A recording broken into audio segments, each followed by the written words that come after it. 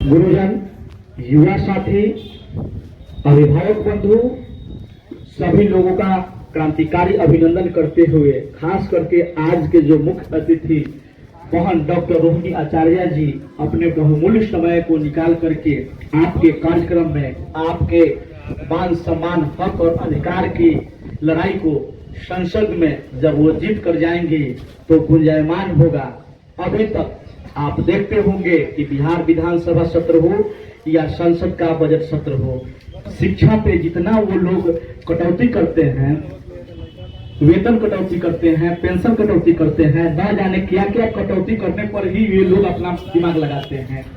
तो आप सभी लोगों का पुराना पेंशन के साथ मान सम्मान और हक अधिकार की बात डॉक्टर रोहिणी आचार्य जी जब सदन में जाएंगे तब केंद्र की सरकार से लड़कर आपको पुरानी पेंशन दिलवाने का काम करेंगी। हम लोग गए हुए थे इस कार्यक्रम के लिए परसों, तो बातचीत हो रहा था, लेकिन कहे कि व्यस्त कार्यक्रम है कि विष्णुदेव बाबू का भी आज ही श्राद्ध है कि वहाँ पूरा परिवार को जाना है और डेट एक ही है कि पिताजी से हम अनुमति ले लेंगे, अवश्य आएंगे। तो फिर हम लोग कल आदरणीय लालू प्रसाद यादव जी से मिले, तो उसी समय आदरणीय राहुल गांधी जी का आगमन हो गया। तो एक शब्द में बोले कि अभी तो काफी अस्त व्यस्त माहौल में तुम आ गया है, ऐसे जाओ 5 मिनट के लिए भी जाएंगे, हम बोल देंगे। तो हम आदरणीय राष्ट्रीय अध्यक्ष लालू प्रसाद यादव जी को, आप तमाम शिक्षक गण के तरफ से उनको धन्यवाद देते हैं, उनकी स्वस्थ और लंबी आयु की कामना करते हैं।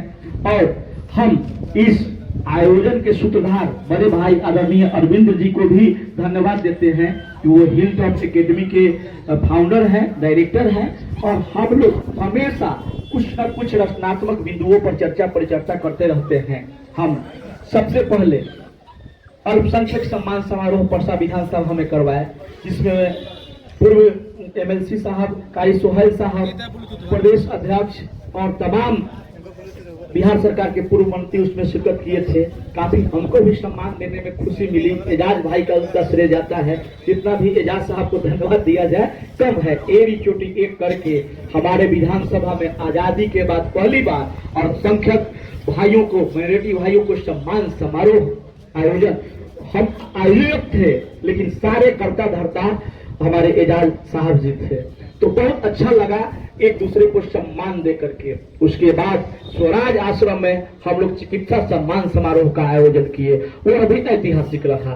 पहली बार जख्म पे मरहम रखने का हम लोग काम किए और जितने ग्रामीण चिकित्सक बंधु हैं, निजी स्वास्थ्य सेवाएं जो दे रहे हैं, उनको पहली बार स्वराज आश्रम में उनके हक अधिकार और मान सम्मान की बात कही गई।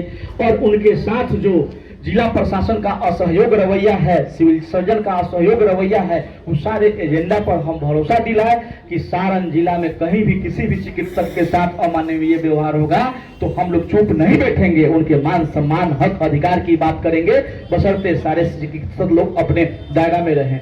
वह भी काफी कार्य की सराहना की गई और काफी लोगों को अच्छा लगा। उसके बाद हम लोग यह तय किए कि हमारे जो समाज का निर्माण करने वाला जो मील का पत्थर साबित होते हैं, जो राष्ट्र के निर्माण में जिनका महत्वपूर्ण योगदान है, आदि अनादि से लेकर के जब तक यह सृष्टि रहेगा तब तक गुरु सत्ता को इनकार नहीं किया जा सकता है।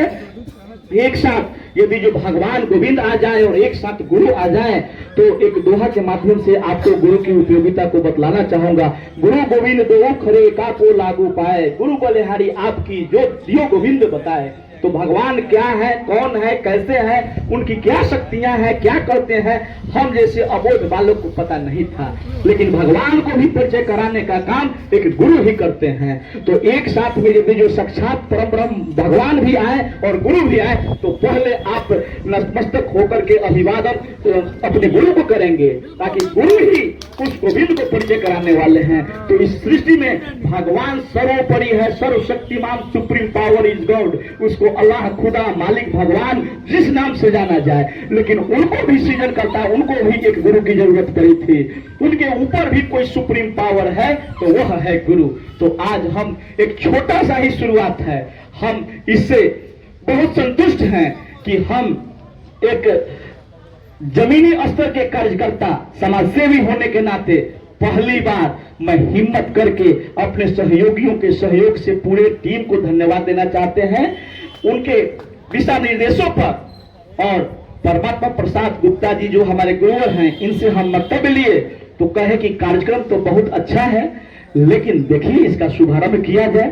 शुभारंभ किया गया, लेकिन जितने भी हमारे गुरुजन आए हैं उनके चरणों में वंदन करते हुए, और जो नहीं आए हैं वो भी हमारे लिए उतने ही पूजनीय हैं, उतने ही सम्मान के पात्र हैं।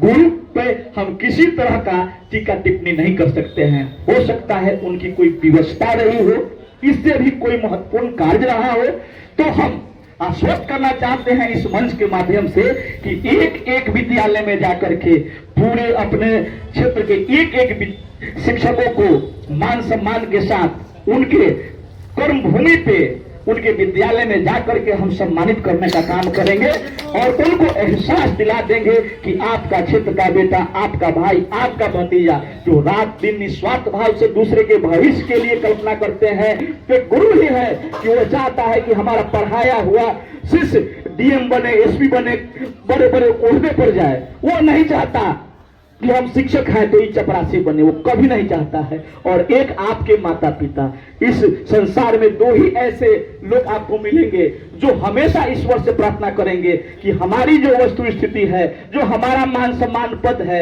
हमारा शिष्य, हमारा बेटा हमसे ऊपर जाए। हमेशा आपको अच्छाई की प्रार्थना करेंगे, आपके उज्जवल भविष्य की कामना करेंगे। लेकिन बाकी चले जाइए राजनीति में, यदि जो आप मुखिया है, वार्ड थोड़ा सा अच्छा काम करेगा तो उसको फंड कटौती करो, उसको केस में फंसाओ, नहीं तो हमारा ये प्रतिद्वंदी बन जाएगा, कल मुखिया में नॉमिनेशन कर लेगा।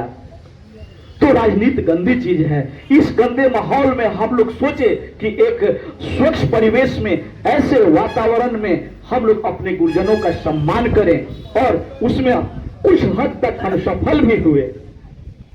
तो मैं जो भी आए हुए हमारे गुरुजन हैं उनको तहे दिल से धन्यवाद ज्ञापन करते हैं और उनके उज्जवल भविष्य और स्वस्थ रहने जीवन की और दीर्घायु होने की कामना करते हैं। ईश्वर से प्रार्थना करते हैं कि आप लोग हमारे समाज के धरोहर हैं। आप नहीं रहेंगे तो सही और गलत का ज्ञान कौन कराएगा? हमारे पथ प्रदर्शक हैं। हमारे बच्चे बच्चियों को, हमारे छोटे छोटे भाई बहन जो है, भाई भतीजा है, उसको आप सही दिशा दे करके, सही शिक्षा दे करके उनके घर में उजाला फैला सकते हैं, प्रकाश फैला सकते हैं, और वो आपका नाम रोशन करके, अपने माता पिता का नाम रोशन करके, अपने गांव, अपने समाज, अपने पंचायत, अपने प्रखंड सभी का नाम रोशन कर सकता है। तो आप तमाम जितने जो गुरुजन यहाँ उपस्थित हैं और जो भी यहाँ नहीं आए हैं, अखिल विश्व ब्रह्मांड के तमाम गुरुओं के चरणों में सादर नमन करते हुए, कोटि कोटि प्रणाम करते हुए, यह तो सिर्फ एक शिष्टाचार है, शिक्षक सम्मान समारोह। हम लोग तो 365 दिन, हमारी संस्कृति, हमारी सभ्यता कहती है कि हमारे गुरु को सोते उठते जगते हमेशा आप सम्मान आदर कीजिए और उनको नमन कीजिए। उससे आपको आयु, यश, धन, वैभव सब कुछ बढ़ेगा। और हमारे गुरुजन ऐसे आपको धन संपदा देते हैं कि वो जितना बांटिएगा उतना बढ़ने वाला है। बाकी दुनिया का कोई ऐसा धन संपत्ति है कि आपको 5 लाख 10 लाख रुपया दे दिया जाए तो वो खर्च हो जाएगा, लेकिन शिक्षा रूपी ऐसा धन है जो भाई बंधु भी बांट नहीं सकते हैं। आप पढ़िएगा, आप शिक्षा हासिल कीजिएगा, तालीम हासिल कीजिएगा अपने गुरुजनों से, तो वह आपके जिंदगी में 4 चांद लहराएगा और आप परचम लहराने का काम करेंगे। तो आप तमाम जितने भी हमारे श्रोता बंधु हैं, अभिभावक बंधु हैं, थोड़ा सा जगह अभाव और स्थल परिवर्तन से थोड़ा सा एकाएक समस्या उत्पन्न हो गया है, लेकिन हम लोग नहीं चाहते हैं कि 2025 है, हम लोग कांटे के सूली पर चल रहे हैं, चारों तरफ से तलवार लटका हुआ है, बिना परमिशन का कोई कहीं असंवैधानिक रूप से काम नहीं हो। तो प्रखंड मुख्यालय सभागार के लिए हम कोशिश किए थे कि वहां मौसम के देखते हुए वहां सभागार में यह कार्यक्रम हो, लेकिन किसी कारणवश नहीं मिल सका। उनकी भी कोई मजबूरी रही होगी, उनको भी इस मन से धन्यवाद, साधुवाद। और कल शाम को एकाएक अरविंद सर से वक्तव्य लेकर के स्थल परिवर्तन करना पड़ा, जिस